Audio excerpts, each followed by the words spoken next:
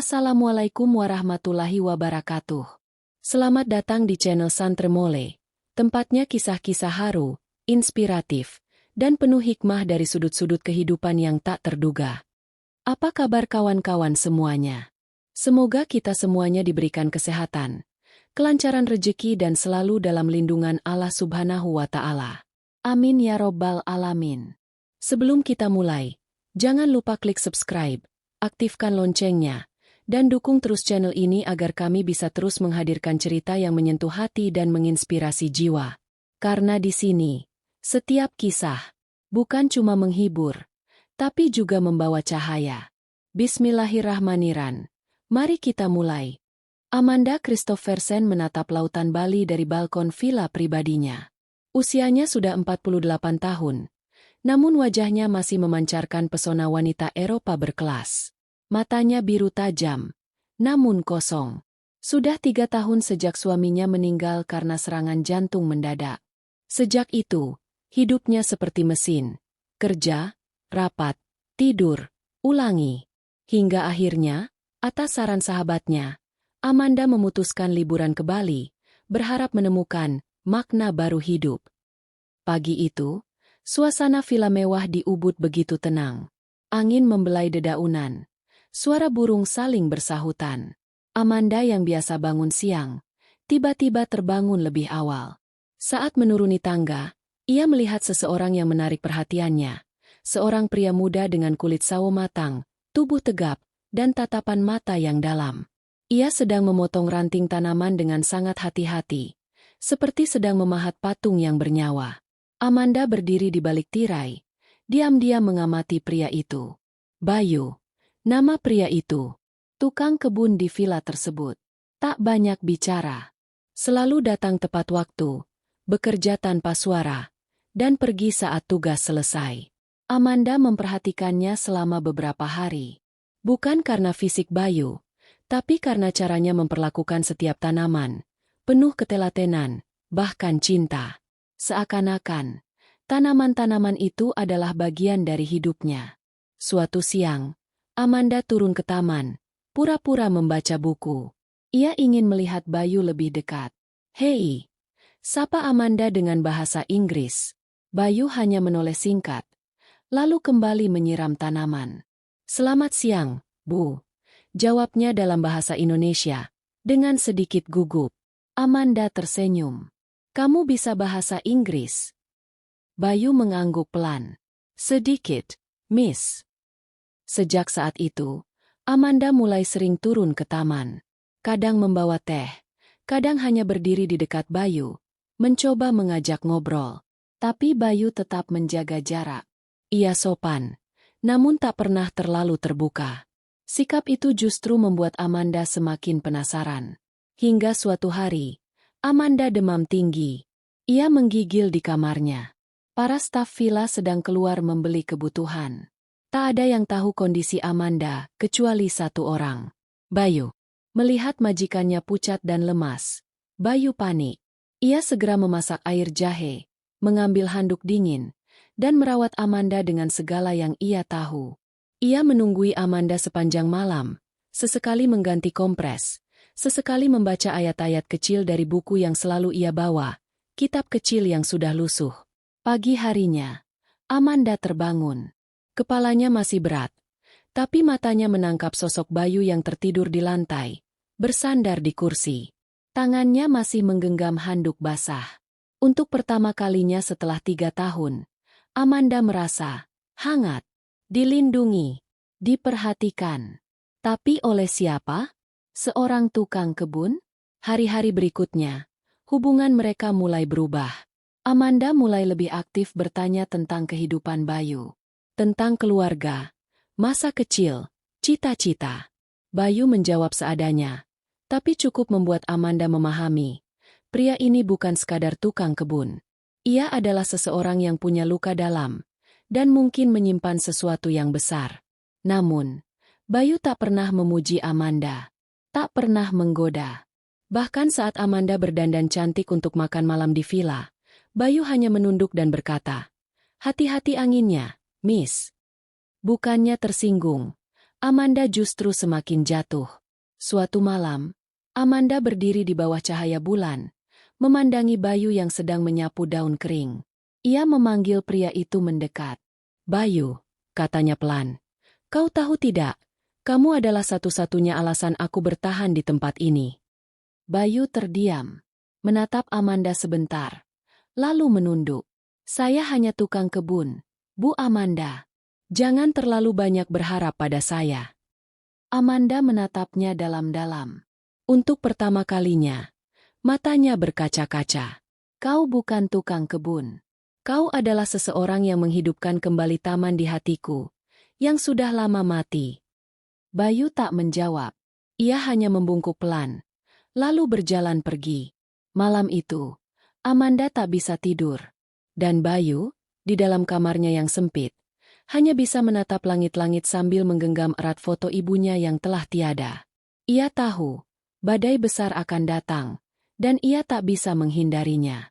Hari-hari setelah pengakuan Amanda berjalan penuh kegelisahan.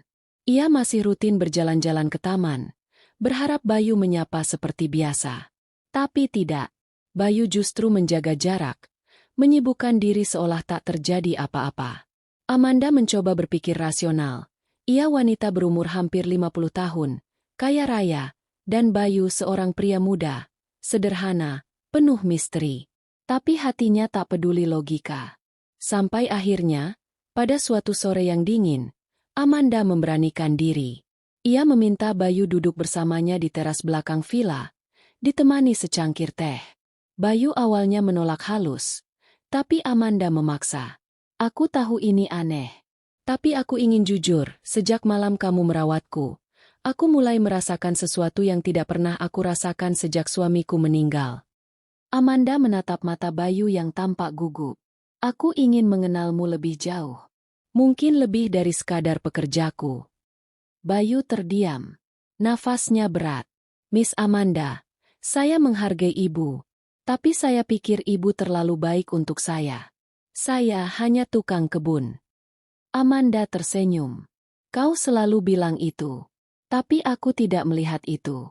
Aku melihat seseorang yang penuh kasih, penyayang, dan bijak." Bayu menggeleng. "Saya pernah mencintai seseorang, dan saya ditinggalkan karena saya miskin. Saya tidak ingin itu terjadi lagi. Saya tidak mau jadi lelaki yang dicintai karena kasihan, atau dibeli karena harta." Mata Amanda memanas. Ia menahan air mata. "Kau pikir aku seperti itu? Aku punya segalanya, Bayu. Tapi semua itu tidak ada artinya kalau tidak ada seseorang yang bisa membuatku merasa hidup kembali." Bayu berdiri perlahan. "Saya mohon, Bu Amanda, jangan lanjutkan ini." Sejak saat itu, Bayu benar-benar menjauh. Ia datang lebih pagi, pulang lebih cepat. Amanda merasa hancur. Tapi ia tidak marah. Ia justru merasa semakin yakin bahwa pria ini berbeda. Pria ini tidak bisa dibeli. Beberapa hari kemudian, Amanda menghilang. Ia tak muncul di taman, tak terdengar di villa. Para staf hanya bilang bahwa ia pergi ke Denpasar untuk urusan pribadi. Bayu kembali bekerja seperti biasa, meski dalam hati ada yang hampa. Setiap sudut taman yang ia rawat kini mengingatkan pada senyuman wanita yang ia hindari. Sampai suatu malam, Bayu dipanggil ke ruang utama villa. Amanda sudah duduk di sana, dengan gaun malam putih sederhana. Di hadapannya, sebuah koper besar, dan sebuah amplop emas. Bayu masuk, ragu-ragu. Amanda menatapnya, lalu berdiri. "Bayu," katanya tegas. "Aku tahu kamu ingin mandiri. Kamu ingin cinta yang jujur. Tapi mungkin, ini caraku menunjukkan bahwa aku serius." Ia membuka koper. Di dalamnya, tumpukan dokumen dan sertifikat deposito dari berbagai bank di Eropa. Jumlahnya, total lebih dari 1 triliun rupiah. Bayu tercengang. Ia menatap Amanda seolah tak percaya. Amanda melanjutkan, suaranya pelan namun dalam. "Aku tidak membeli cintamu. Aku membeli kesempatan, agar kamu tidak merasa rendah diri untuk mencintaiku." Bayu terduduk pelan. Hatinya bergetar hebat. Matanya menatap tangan Amanda yang perlahan menyodorkan sebuah cincin emas putih. Kamu tidak perlu jawab sekarang. Ambil waktu seminggu. Pergilah. Temui keluargamu. Cari jawaban dalam hatimu sendiri. Kalau kamu kembali, aku akan menunggumu. Bayu tidak bisa berkata apa-apa. Ia menunduk, lalu mengambil koper kecilnya, meninggalkan villa, dan seluruh rasa campur aduk dalam dadanya. Di dalam mobil sewaan, di jalan sempit menuju bandara, ia menatap luar jendela. Hatinya tak tenang. Kepalanya penuh tanya. Tapi satu hal yang ia tahu, ia tidak bisa lari dari ini selamanya. Seminggu berlalu. Amanda duduk sendiri di kursi rotan taman villa, memandangi air kolam yang tenang. Setiap hari ia berharap Bayu akan muncul dari jalan setapak kecil di sudut taman itu, membawa jawaban, membawa harapan. Tapi tak ada. Setiap malam berlalu tanpa kabar. Sampai akhirnya, pada hari ke-7, ia mulai menyerah. Dia tidak akan kembali, bisiknya pada diri sendiri. Langit Bali senja itu dilukis warna emas keunguan. Saat matahari nyaris menghilang di balik bukit, langkah pelan terdengar mendekat dari arah pintu depan villa. Amanda berdiri refleks, menoleh. Di sana, berdiri sosok yang membuat jantungnya nyaris berhenti. Bayu. Wajahnya tampak lelah. Matanya merah, entah karena kelelahan atau air mata. Ia membawa satu tas selempang kecil dan satu benda yang membuat Amanda tertegun. Amplop emas itu, tak tersentuh, persis seperti saat terakhir ia memberikannya. Amanda berjalan mendekat. Jantungnya berdetak begitu keras. Bayu mengangkat tangan, menyerahkan amplop itu. Saya datang bukan untuk mengambil ini, katanya tenang, tapi untuk mengembalikannya. Amanda mengerutkan dahi, nyaris patah hati seketika. Namun Bayu melanjutkan, saya pulang ke kampung. Saya bicara dengan ibu saya, dengan orang-orang yang saya percaya. Saya menengok makam ayah saya. Lalu saya duduk sendirian di bawah pohon jambu tempat saya dulu belajar membaca. Ia menarik napas panjang. Saya sadar satu hal. Selama ini saya takut, bukan karena saya tidak pantas mencintai Anda, tapi karena saya belum pernah benar-benar diberi kesempatan untuk layak dicintai. Amanda nyaris menangis. Bayu menatapnya dalam-dalam, lalu berkata dengan nada pelan namun pasti, saya akan menikah dengan Anda, tapi bukan karena uang. Bukan karena semua ini. Saya ingin menikah karena saya mencintai Anda. Amanda menutup mulutnya. Air mata tumpah. Tak bisa ditahan lagi. Ia berjalan maju, memeluk Bayu erat. Pelukan yang tidak mewah, tidak dramatis, tapi penuh rasa yang tidak bisa dijelaskan kata-kata. 2 bulan kemudian, pernikahan mereka digelar secara privat di sebuah kapel kecil di Ubud. Hanya tamu terbatas. Tidak ada pesta megah. Namun media Swedia mencium kabar itu. Dan begitu berita menyebar bahwa seorang janda miliarder menikahi tukang kebun asal Indonesia. Tanpa harta, tanpa syarat, dunia pun geger. Semua media berebut mewawancarai mereka.